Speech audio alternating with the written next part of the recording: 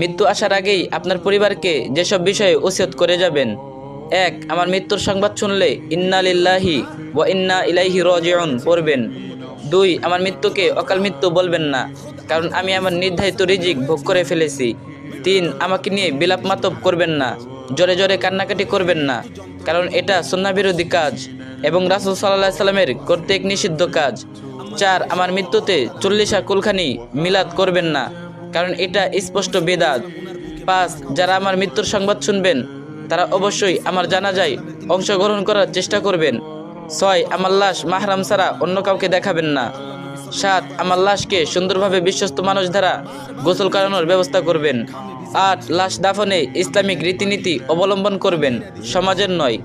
9. আমাকে কবরস্থ করার পর কিছুক্ষণ সেখানেই থাকবেন আর পড়বেন আল্লাহুম্মা সাব্বিতহু, আল্লাহুম্মা সাব্বিতহু। আমার